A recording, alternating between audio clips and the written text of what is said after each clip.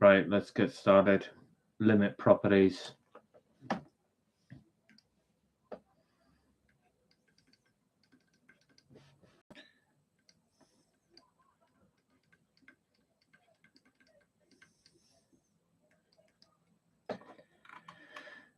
Okay, given that the limit of f of x as x approaches 8 is -9, and the limit of g of x as x approaches 8 is 2, and the limit of f of h of x approaches 8 is 4, use the limit properties given in this section to compute each of the following limits.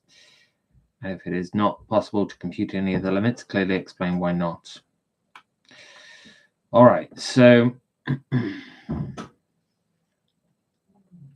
for this first one, part A, we can just use the linearity of limits properties. So it'll be 2 times the limit of f of x as it approaches 8 minus 12 times the limit of h of x as it approaches 8, which according to the data given is -18 minus 12 times, oh well, I should be explicit actually, 2 times -9 minus 12 times 4. And so we get -18 minus 48, which is -66.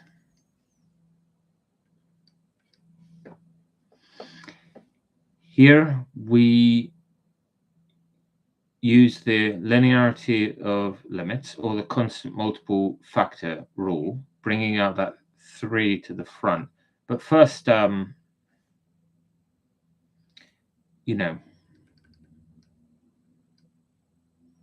suppose I could learn like sort of official names to be all posh about it. The limit of a constant is just the constant.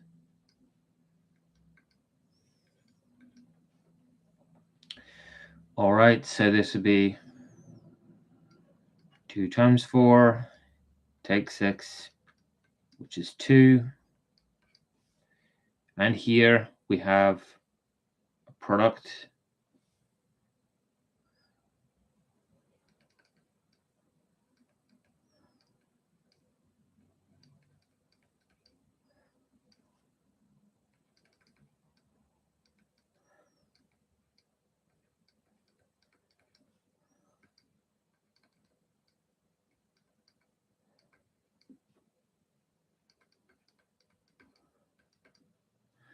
so that'll be 2 times 4 minus 9. So 17. In this one,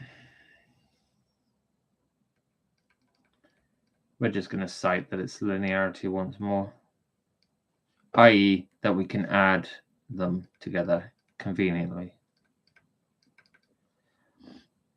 Add and subtract them together conveniently. So -9 minus 2 plus 4, which is -7. And we check. Well, it's only 8. All right, that's fine.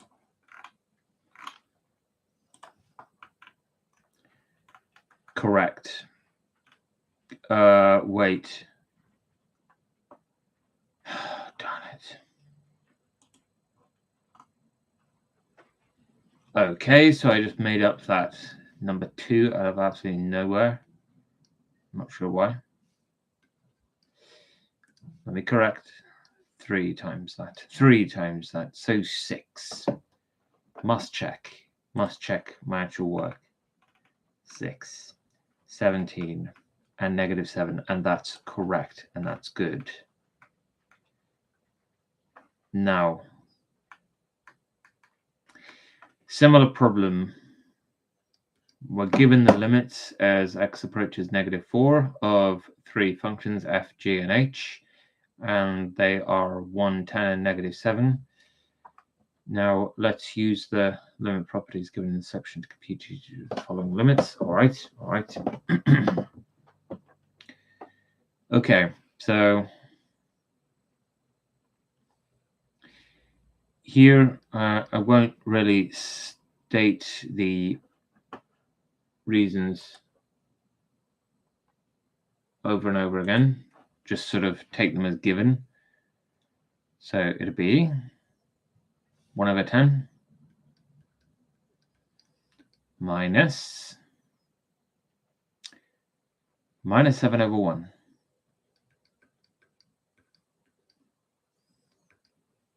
which is a tenth, plus 7, which is 7/10,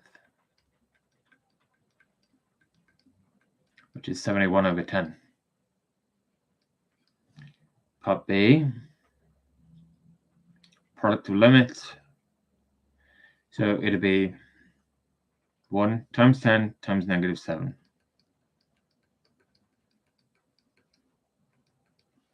Where each of the limits is defined and two-sided, so -70.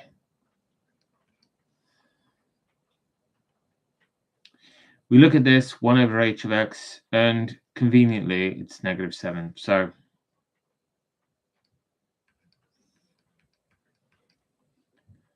plus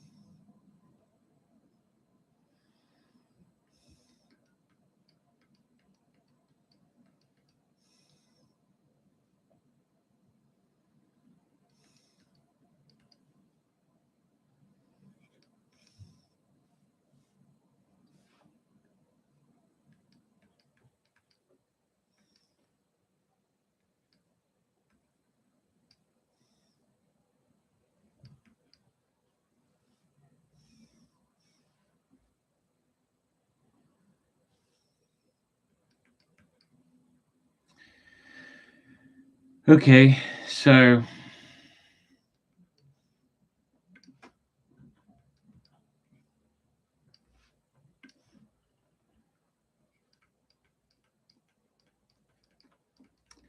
it does not exist.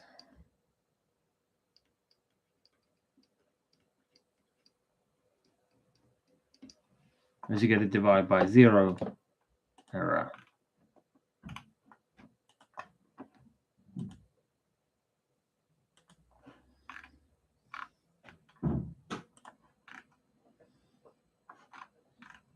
Okay, that's correct. So is that. And that.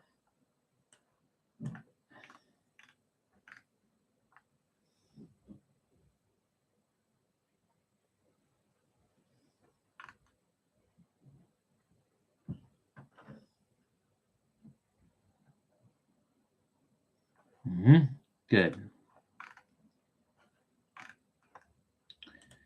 Third problem.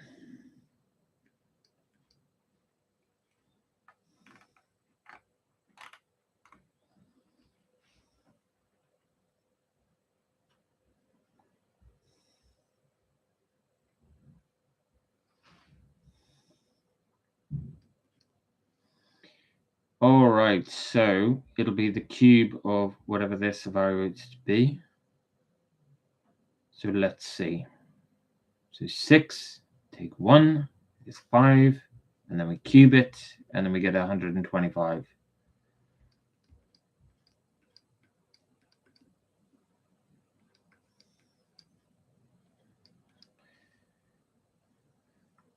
-4 times -1 is 4, and then we square root it, and we get 2.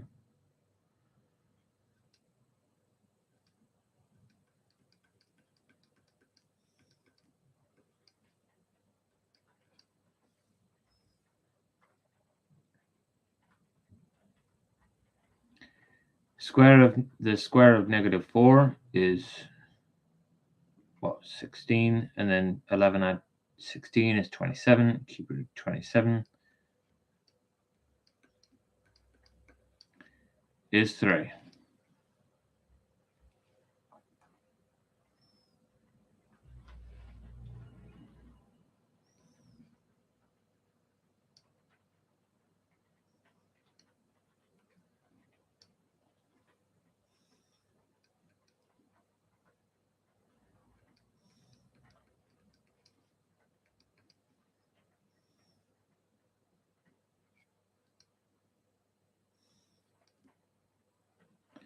So I believe it's root 2.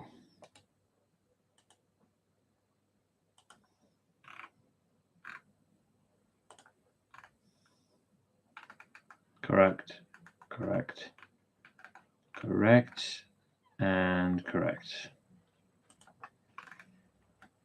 For each of the following limits, use the limit properties given in this section to compute the limit at each step. Clearly indicate the property being used. If it is not possible to compute any of the limits, clearly explain why not. All right, let's see.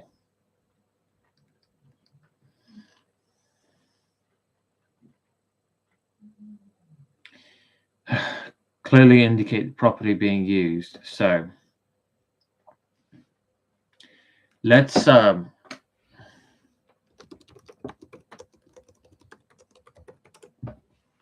get the names. Yeah. All right. Sum rule, difference rule, constant multiple rule, product rule, quotient rule, power rule, and root rule. I see an agreement there on the second image, and I think that'll do. Okay, so this is a sum rule, difference rule. For a polynomial,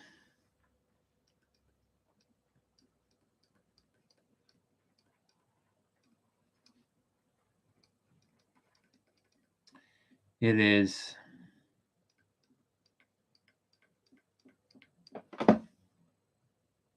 it's raining. It is an obvious composition of the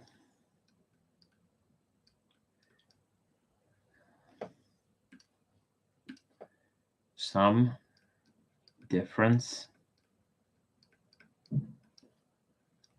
constant multiple,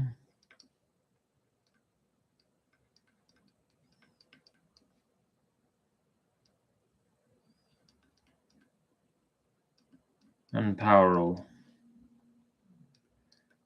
as well as the constant rule itself.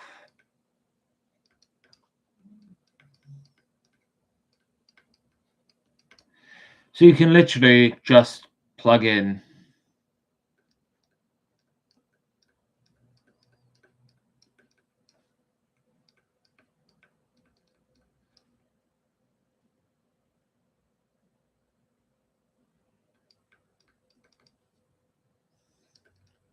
so the limit as t approaches negative 2 of 14 take 6t plus t cubed is quite literally 14 take 6 times negative 2 plus the cube of negative 2. And that means 14 add 12, which is 26, and 26 take 8 is 18, and that's finished.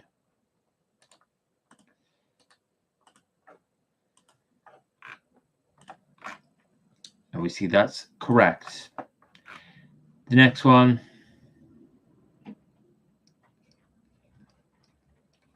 as above. The limit as x approaches 6 of 3x squared at 7x takes 16 is 3 times the square of 6 adds 7 times 6 all takes 16. So 36 times 3 is 108. 108. 108 and 42 is 150. 150 takes 16 is 134. And that's right.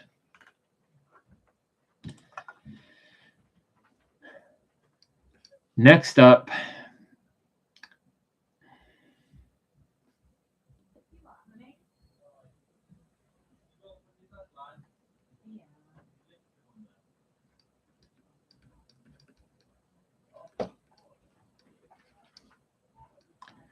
quotient rule combined with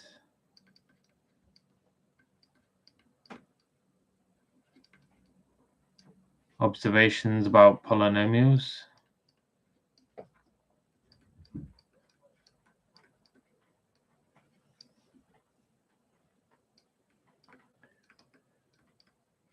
But minding the denominator.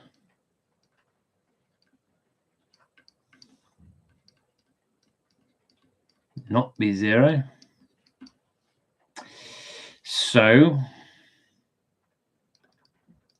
the limit as w approaches 3 of w squared take 8w over 4 take 7w is, by mere substitution, 3 squared take 8 times 3 over 4 take 7 times 3.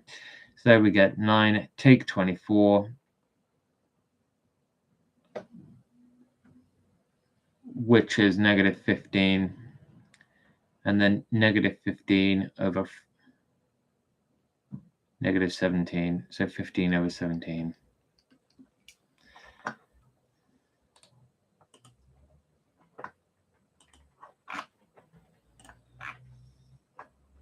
That's correct.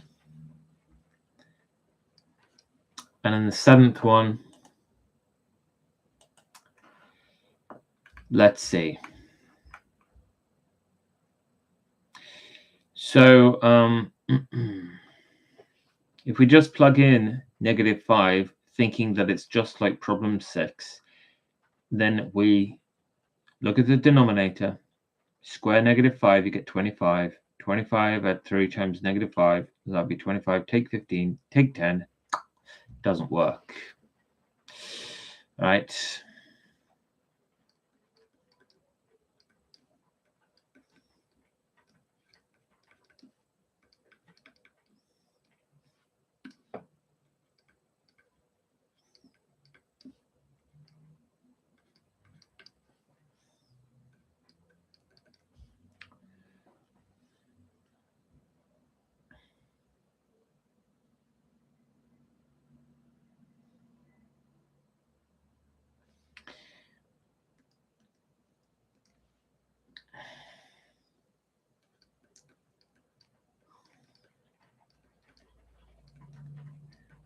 The limit does not exist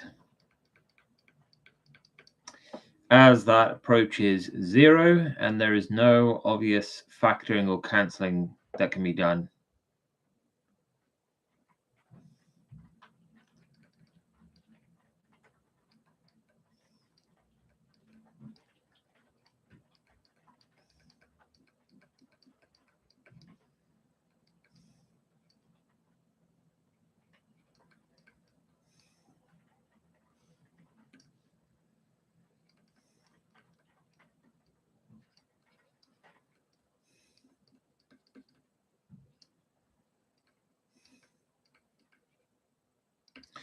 In fact, visually, this should have like an asymptote there.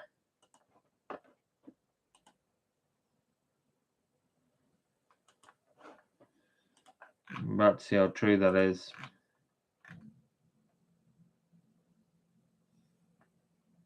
Oh, right, okay. So it will be possible to do it after that. We can't do it at this point. Not at this point.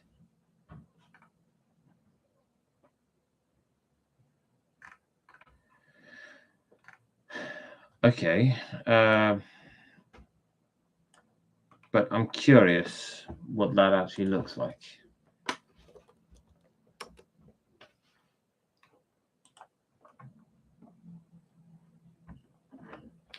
Now, x at 7 on top, x squared at 3x take 10 on the bottom, and -5 is the point in question, and it does have a limit. Oh no, beg your pardon. I have to divide. There. And as I thought, it doesn't have a limit. That's clearly a vertical asymptote. So perhaps C means in general we'll be able to do it, or for some special subset of cases. Now, problem 8.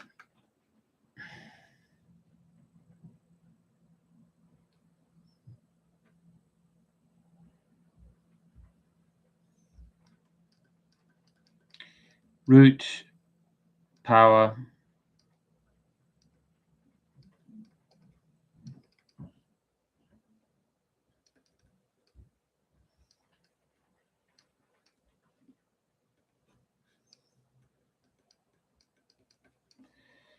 will equal root 6. Problem 9.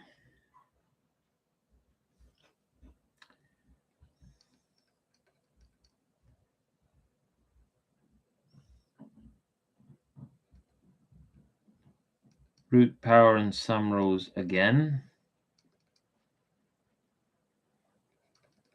So the limit as x approaches 10 of 4x add cube root of x take 2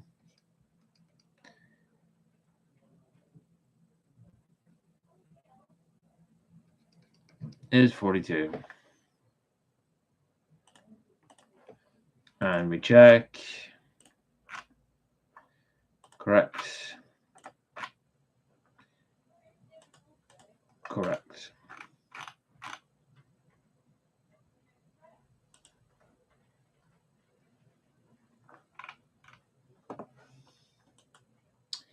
Now we're going to compute limits. Just before that,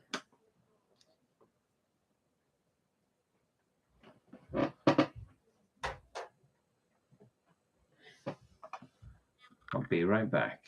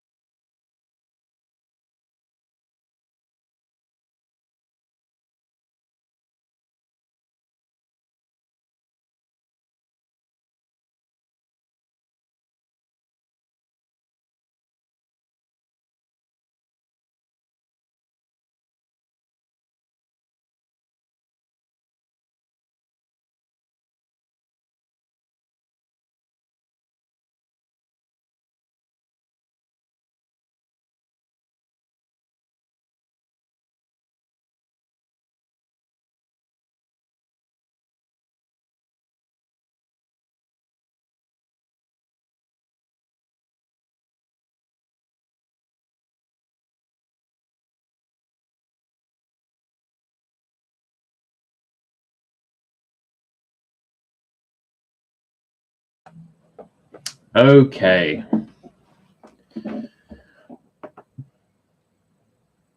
Now, what was that previous section called? Limit properties.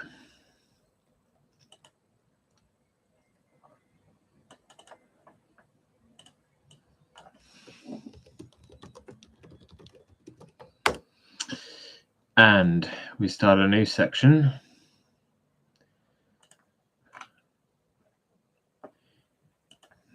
And it is computing limits. Computing limits. All right, so we proceed. Or I proceed.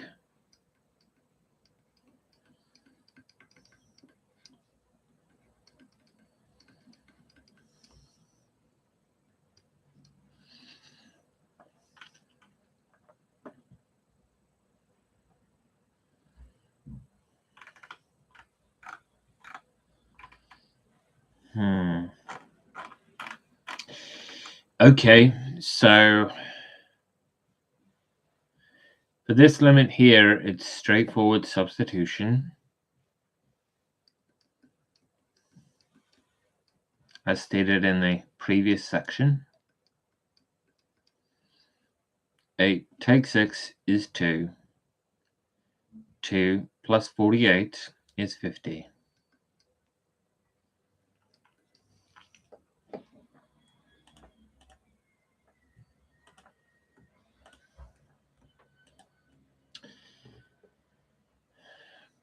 For the second one,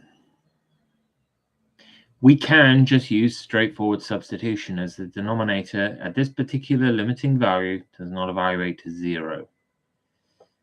So 6 plus 4 times -3.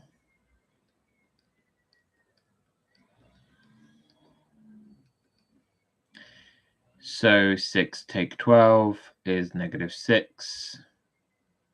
So -6 over 10 is -3 over 5.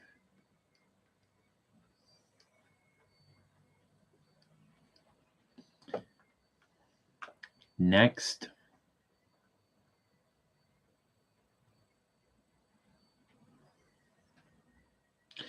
Okay, so if we just substitute in this case, it doesn't work, I'm afraid, because then you get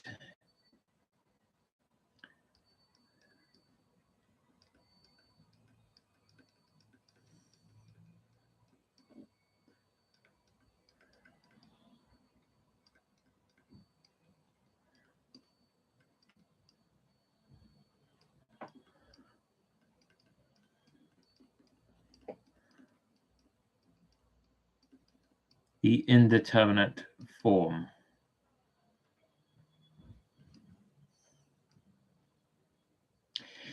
So what you have to do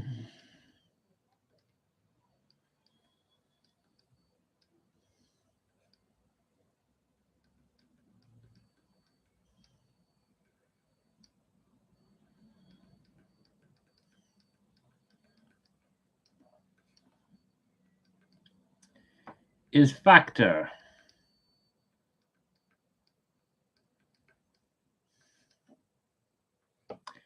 On the numerator,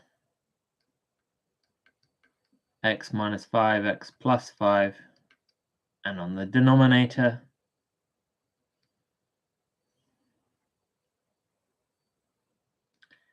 x minus 3, x plus 5. And then cancel. And we're permitted to do this because the limit, approximately speaking, only concerns itself with values around the 0.5, not the 0.5 itself.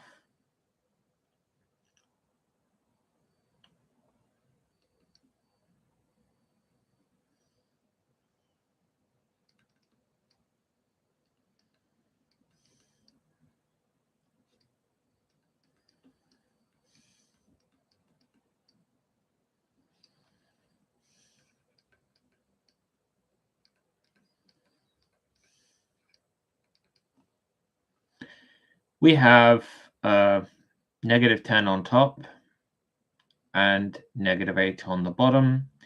So 10 over 8, which is 5 over 4.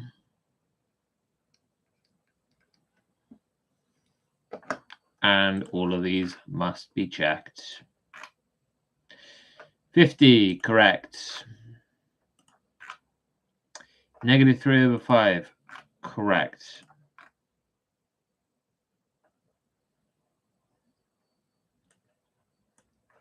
Five over 4, correct.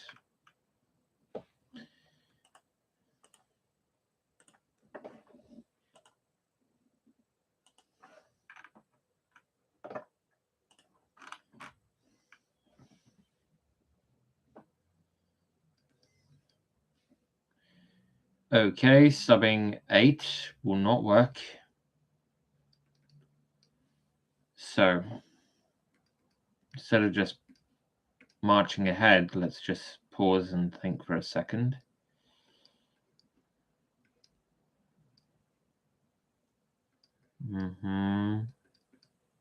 Yeah, that seems to work.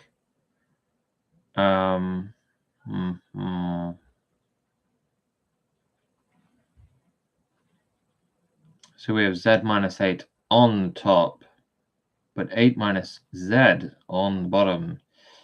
Now, what does this cause? This causes a secret negative 1 down there.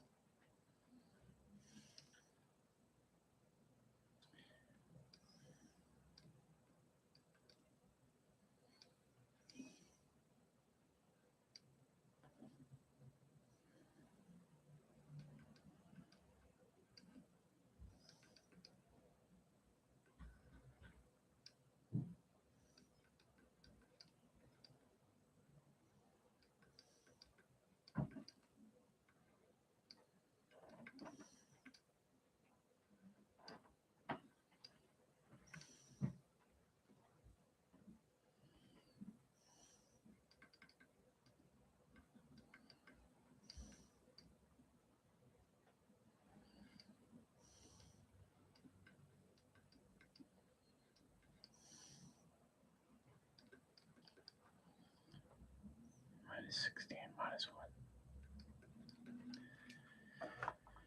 There, minus 17.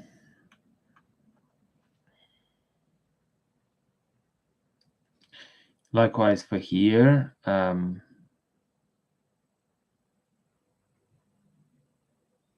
perhaps in gray.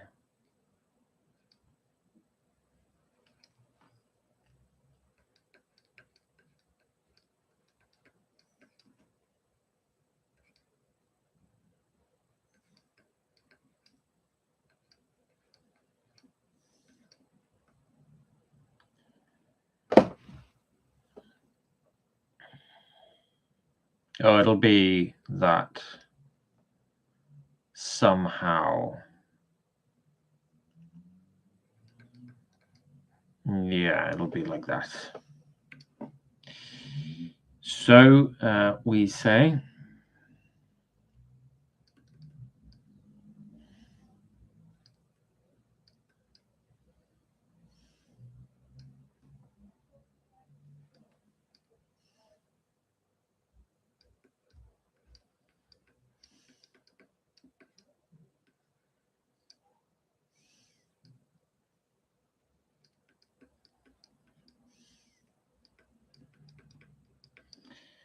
it'll be this.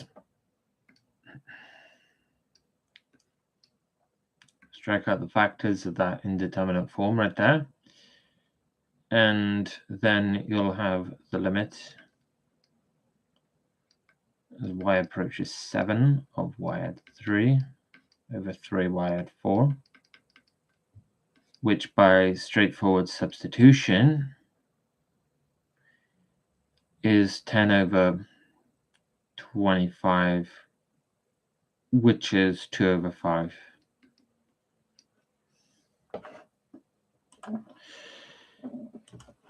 And the sixth problem.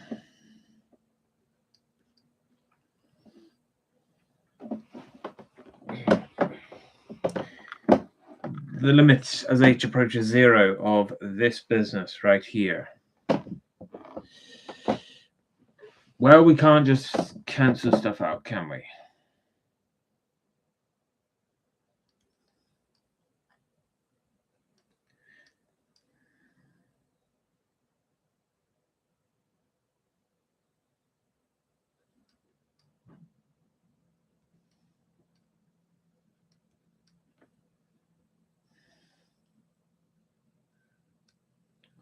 Upon expansion,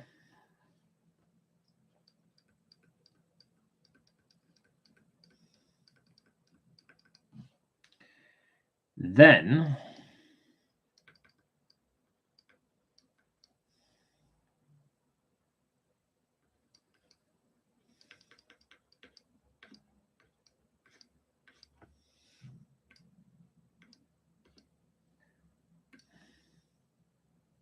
which is 12. And for each of these three, we now check.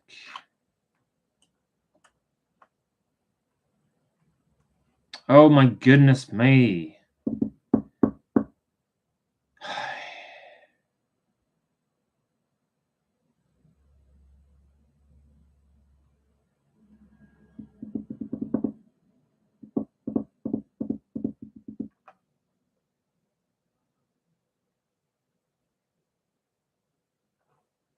Okay, so hold on just a minute now.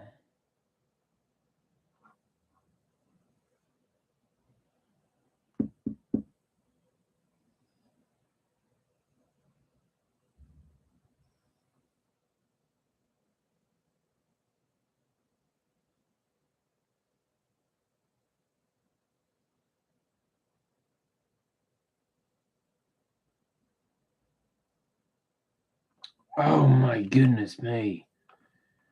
Why do I continuously drop the negative sign? Or do I? Or do I? No, I do. I do. I have.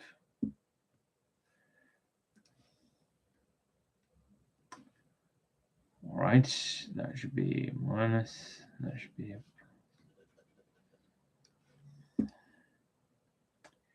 That should be a minus. And that should be a plus. And therefore that should be a negative 15. And that's okay. All right. 2 over 5. Good.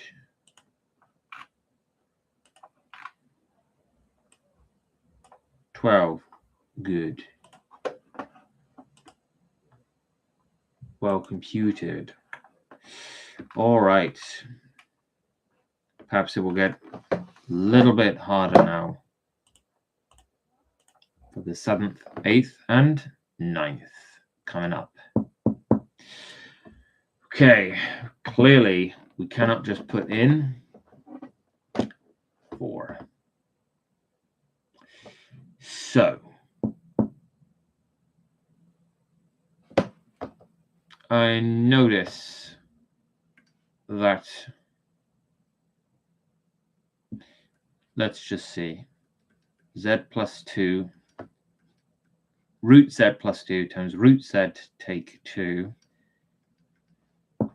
by difference of 2 squares should be z take 4, and that's good. All right, so we're going to use that. We're going to use that. So the limit z approaches 4 of this fraction right here will be that on top.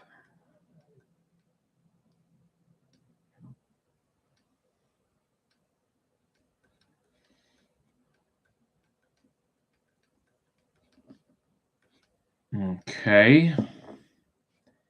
And these shall now cancel,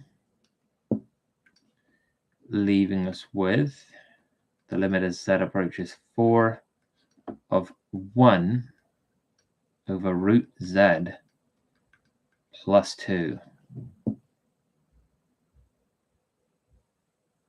which is a quarter.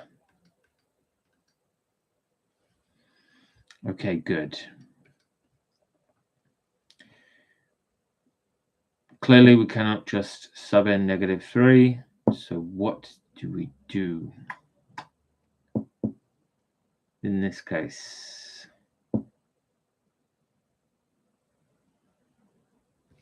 Seems quite a bit more delicate, does it not?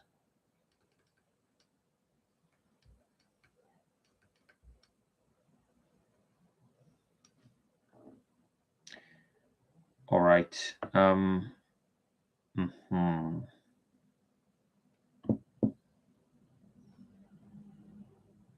What I'll do is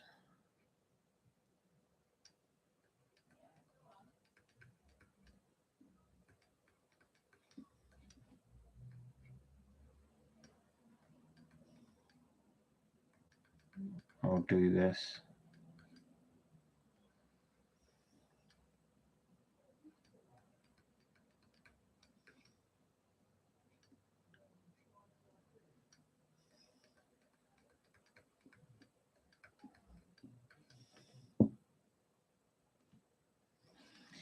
Okay. Multiply that out. We're going to get 2x plus 22 minus 16 on the top, which is 2x add 6. And we factor out 2 and we get 2 times x add 3, which is exactly what we want.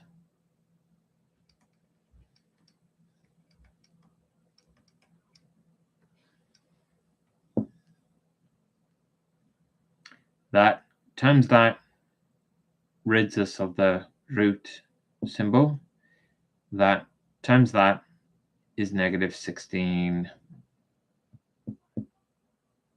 So it is indeed this.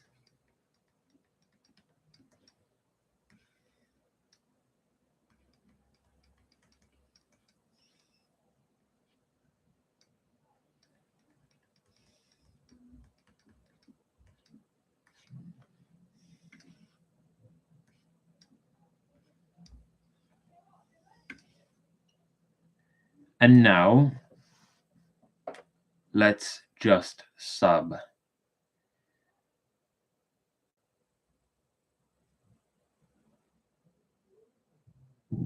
So we'll have 8 on the denominator and 2 on the numerator, so a quarter. A quarter. And now for the ninth one.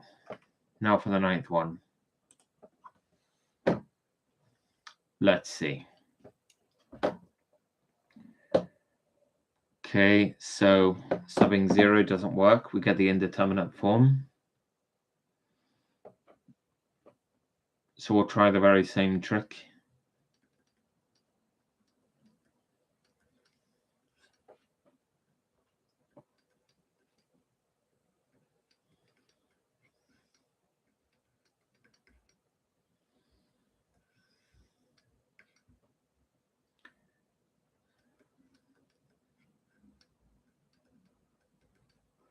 Try the very same trick.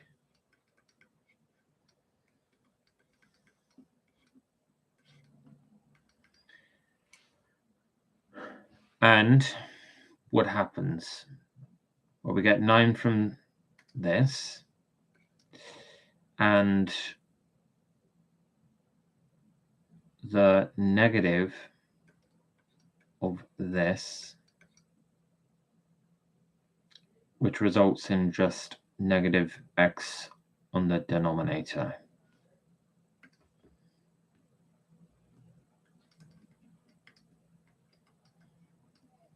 Which is still not good.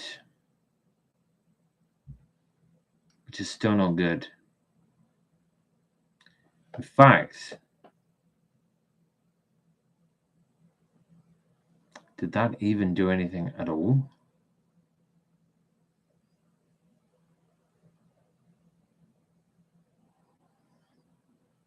Well, maybe.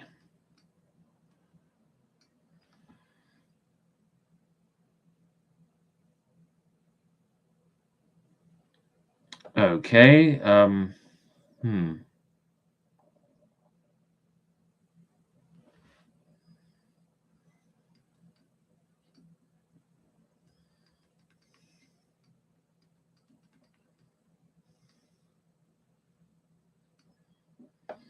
So,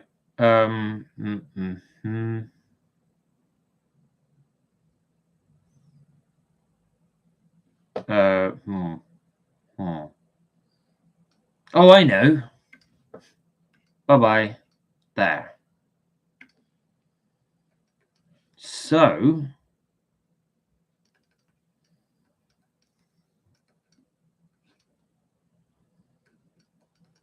this.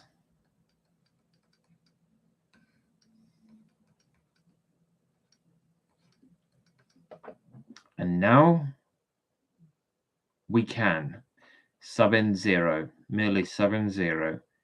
So 3 at 3, 6, 6 over -1 is -6. And I think that's okay. What we're about to see. Problem 7, I made it to be a quarter, and that's correct. And here, quarter as well. And here, it looks similar. -6, and that's correct, and that's good. Okay. A piecewise function. There's the first piece, there's the second piece. But what do you do?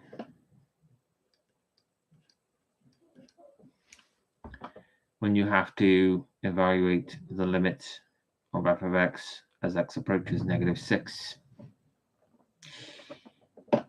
Well,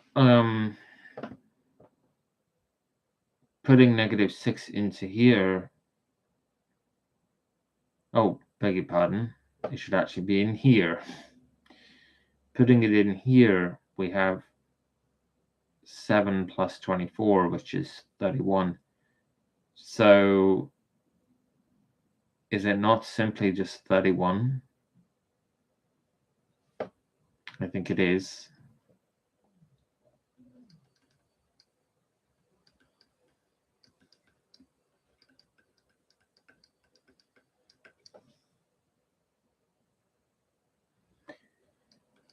And as for the limit as x approaches 1 of f of x, well, now it's the borderline, isn't it? So 7 take 4 is 3. And 1 squared of 2 is also 3. So it is 3 on both sides. On both sides.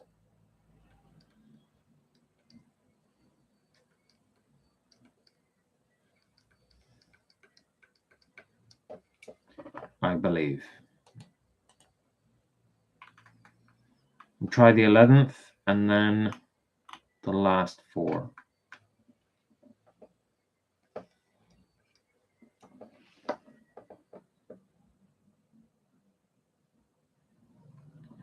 The limit of h of z as z approaches 7.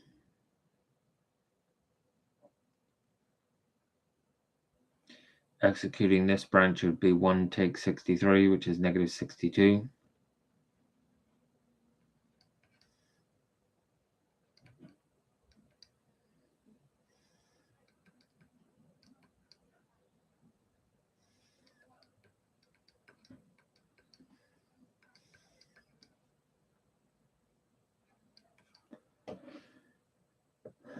As for here, the limit of h of z as z approaches -4, if we do the first branch, then we get -24.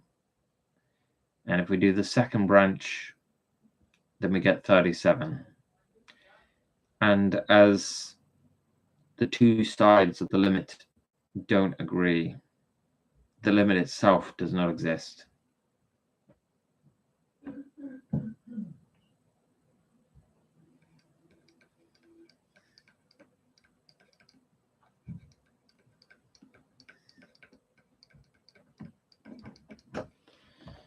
And now we check.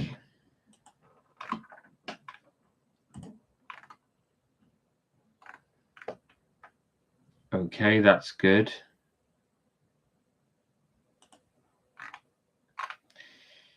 And here, that's good.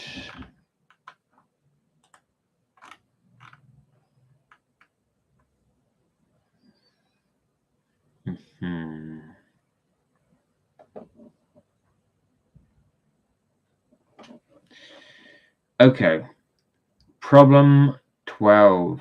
What is the limit as x approaches 5 of this function?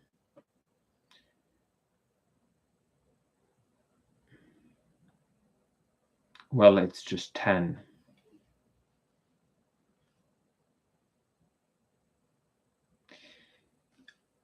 This is the classic V shape. So what does the function actually look like?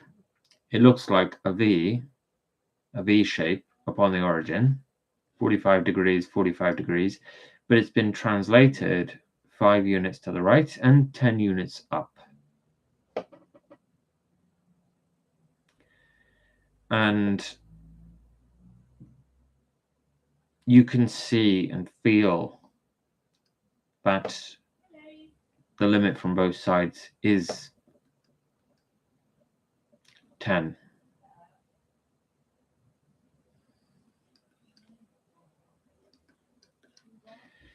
As for here, well, this is more sensitive, isn't it?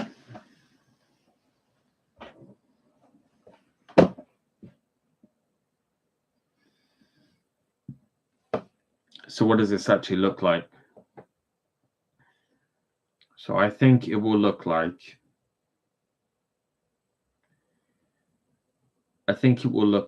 this. There and there.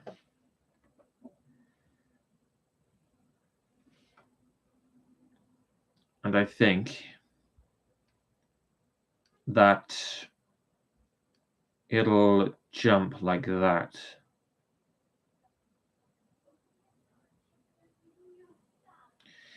And what am I talking about? Well, that's 1 and that's -1. And I think the function looks like this.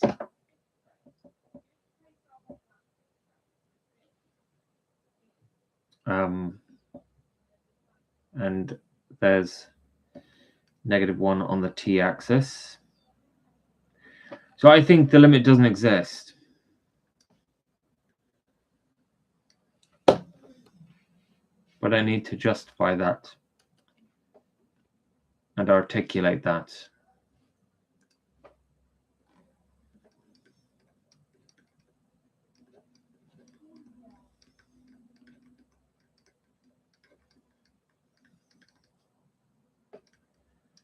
The limit as t approaches -1 from the left of t add 1 over absolute t add 1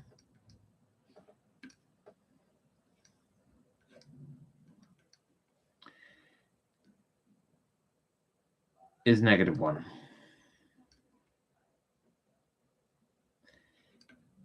And the limit as t approaches -1 from the right of t add 1 over absolute t add 1 is 1.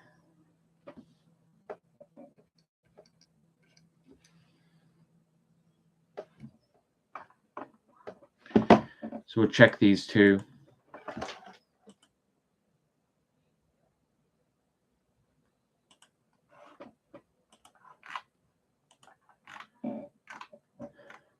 And that's correct.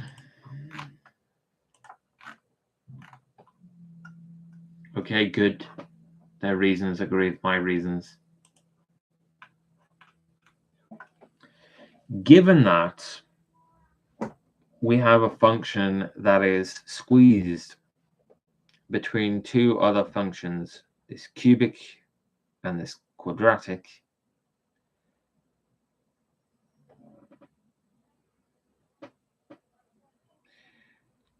determine the limit, the value or the limit of f of x 2. So 2 cubed takes 6 times 2 squared plus 12 times 2 take 3 equals, and then 2 squared take 4 times 2 plus 9 equals, all right, so 8. Take 24 is minus 16. Minus 16 plus 24 is 8, and 8 minus 3 is 5. 2 squared is 4. 4 minus 8 is minus 4, and minus 4 plus 9 is 5.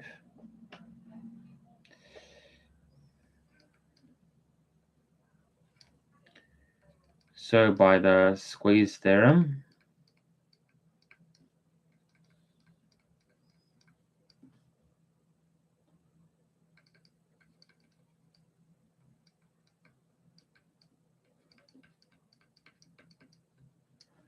that limit is 5.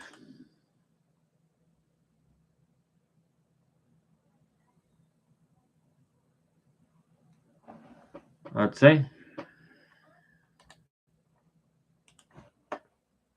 Now to check.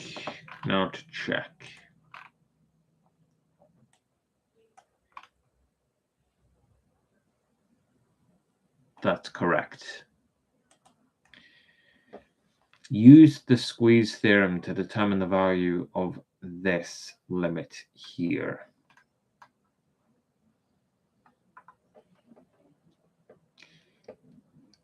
Very well. I need to find a function which bounds it from below and a function which bounds it from above. So, how to do this?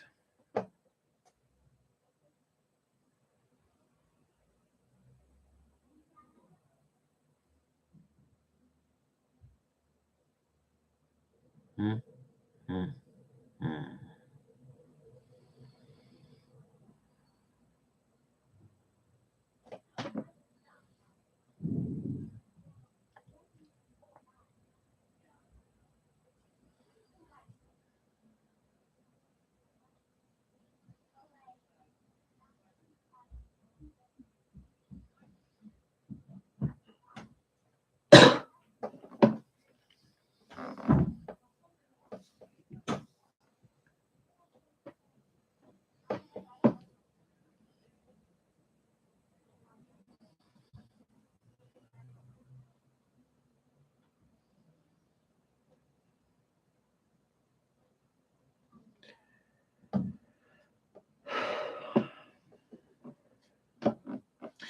Okay, if x is positive, then x to the 4 is positive, and sine of pi over x is positive. 4 values close to this.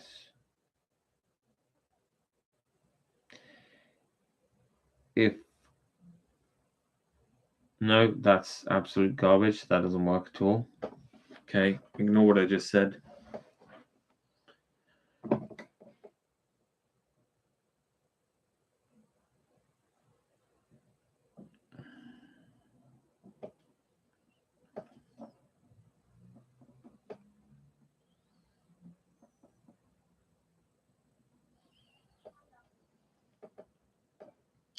So you just have to find a function that's just guaranteed to be greater than or equal to it, and guaranteed to be less than or equal to it. Something like that, right? And then assert that the limits of those two functions on both sides are the same.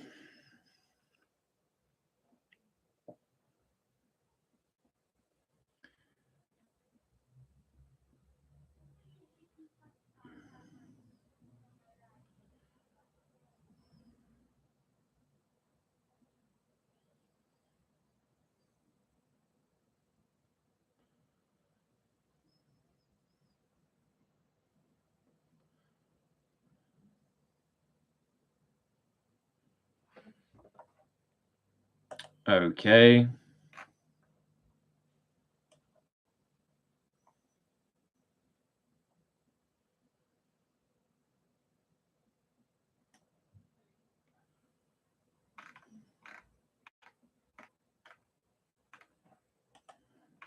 What did they do? Yeah.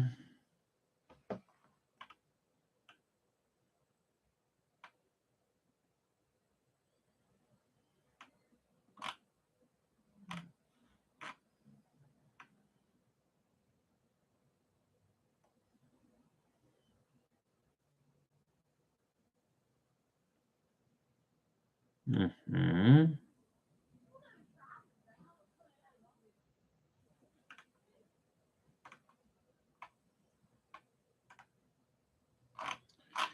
It's pretty lame, isn't it? Is that it? You just bound it by...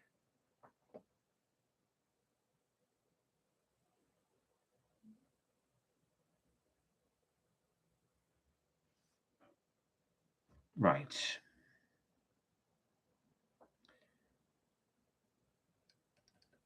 Sine of x.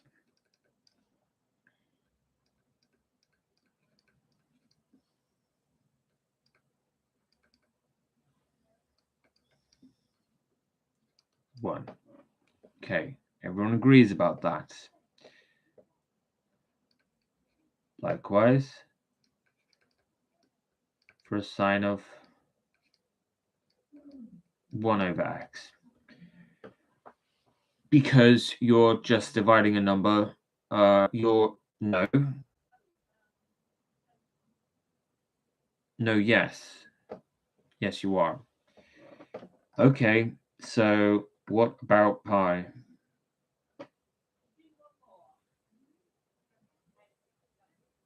No. Yeah, in fact, I don't even know why I'm thinking this.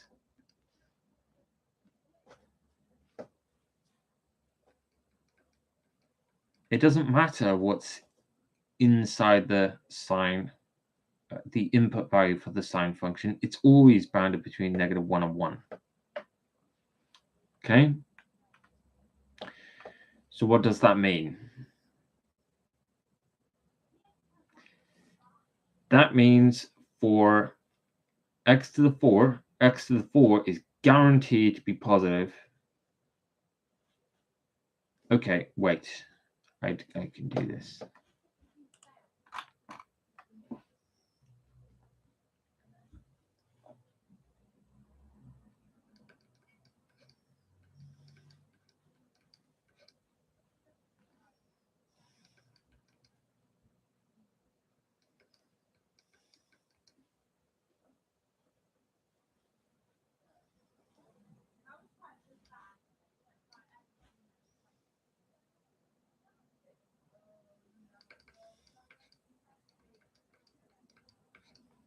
Sine of pi over 4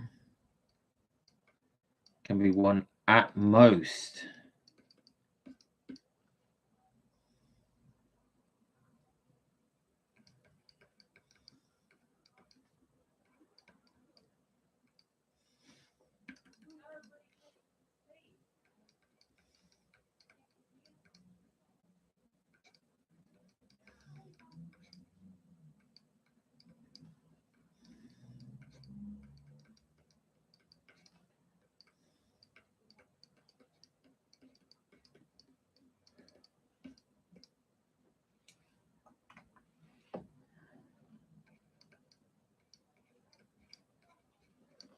So by the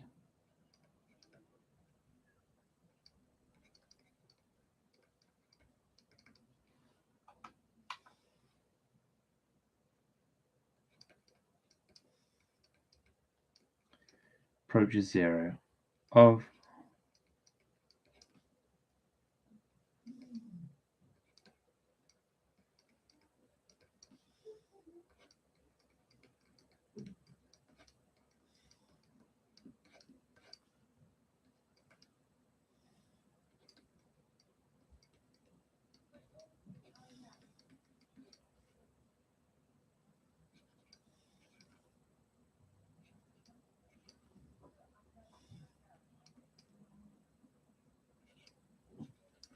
So 0.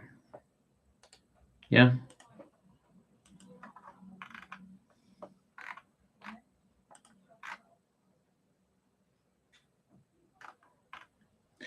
Okay, we agree.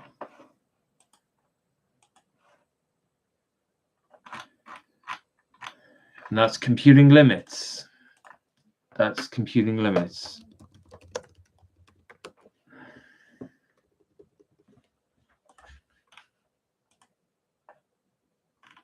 What's next is infinite limits.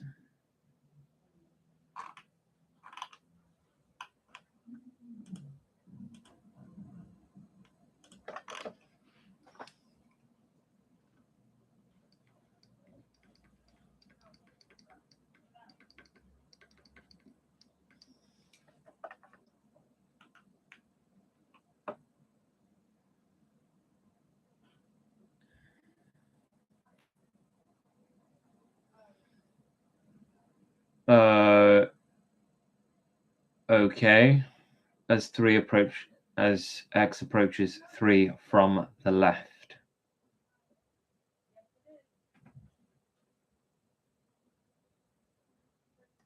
Oh, right. Okay. No, this is just my intuition. Argument from intuition. No, I know there's like a technical version coming up, but for now, your intuition about it suffices. All right, so as you approach 3 from the left, you get like a little tiny negative value here, and that to the power of 5 will be a tiny negative, and 9 over a tiny negative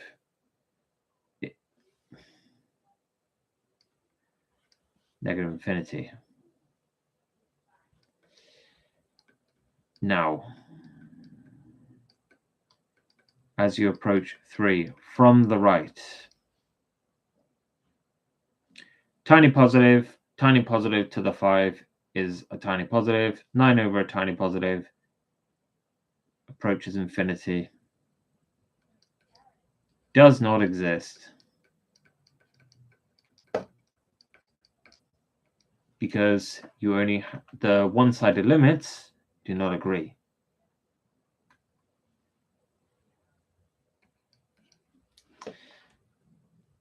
And we check.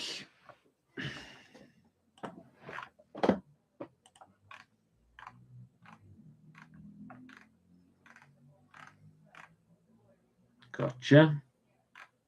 Okay, that's true. Great. For h of 2, where we have this, as you approach 6 from the left, and then the right, and then, okay, right, this is just straightforward then.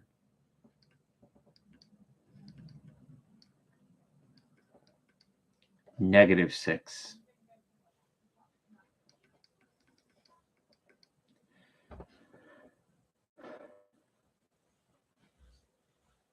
Okay, tiny negative down there, tiny negative up there. So positive infinity.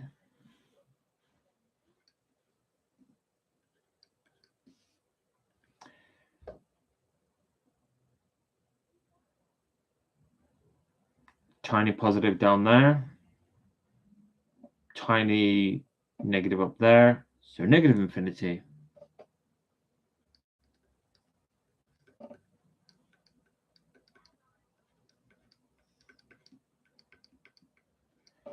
Same reasoning, doesn't exist.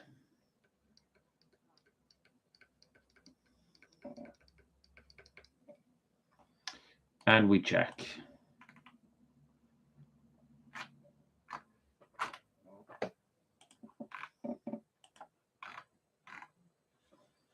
Gotcha, gotcha, yes. Third one.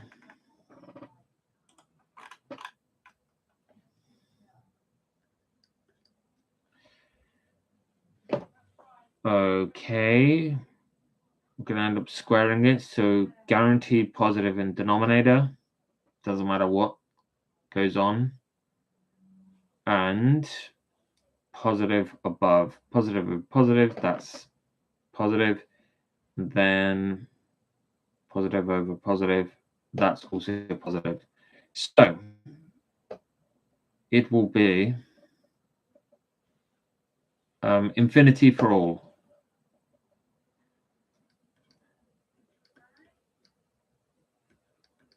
Z approaches -1 of g of z.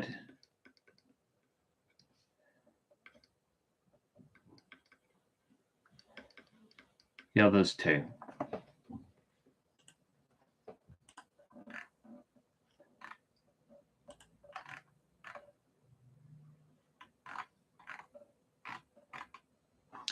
Yeah, that's right. Fourth.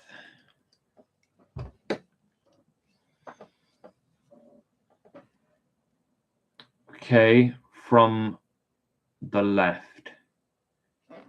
Tiny positive down there.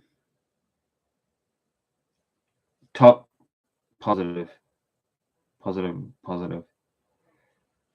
From the right. Wait. Did I say that wrong? I did. I think I did. Tiny negative down there. Okay, so they don't agree. They don't agree.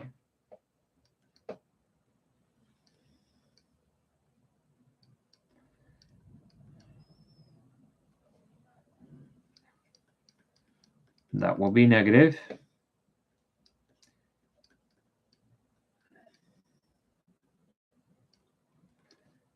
That will be positive. Does not exist.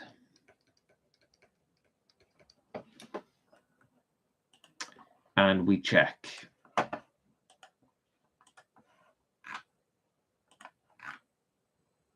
Negative, positive, doesn't exist. Correct. Okay. Natural logarithm. Ln.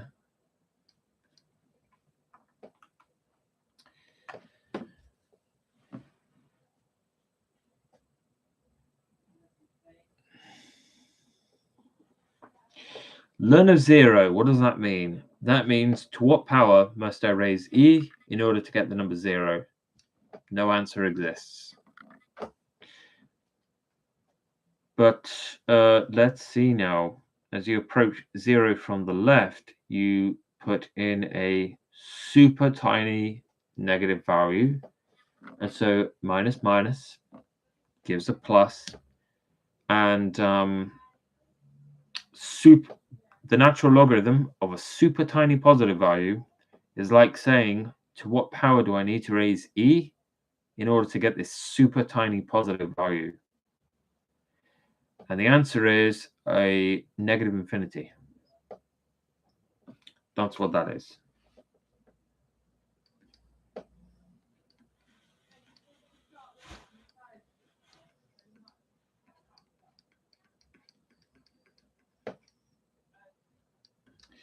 And part B,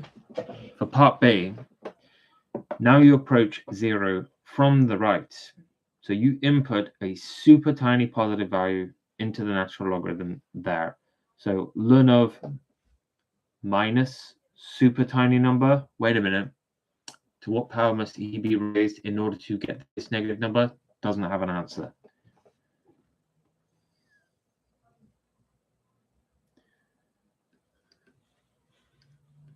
Does not exist.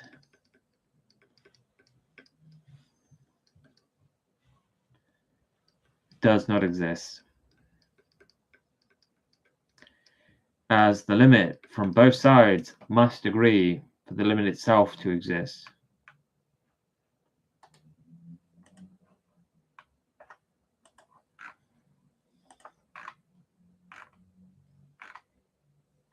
Doesn't exist. Okay, great. Problem 6. Okay. think of the tan function.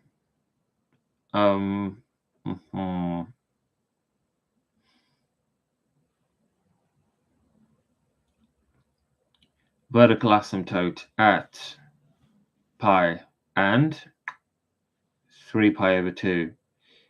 And I mean, I can just see it on the graph. It doesn't exist.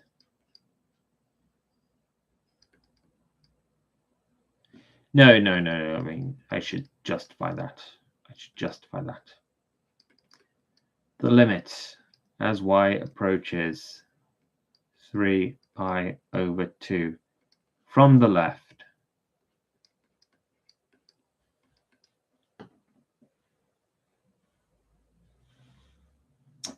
is infinity. Posit, what the heck? Something like that. Okay. The limit as y approaches 3 pi over 2 from the right, negative infinity, therefore does not exist.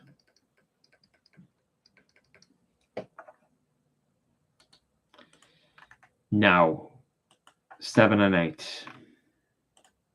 But wait. Good, correct.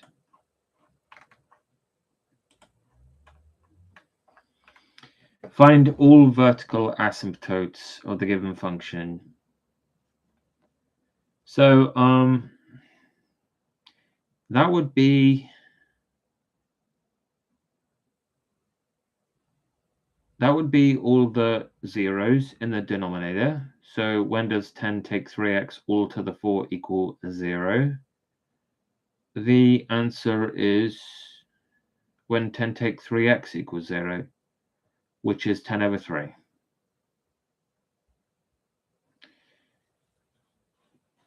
That's the only one I can find or think of.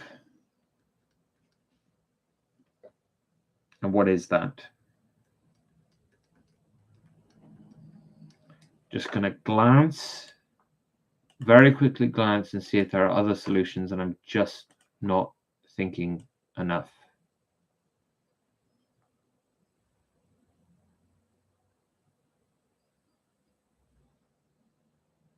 Right, okay, great. I'm not sure what all this analysis here was actually for.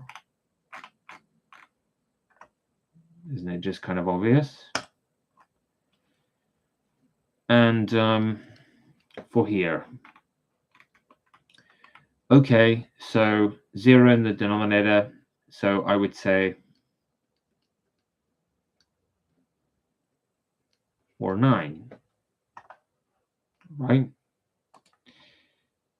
But we'll soon see.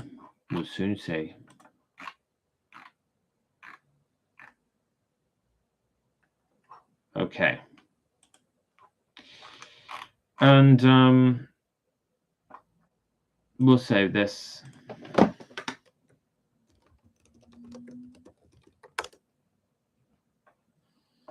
And who's next? Limits at infinity.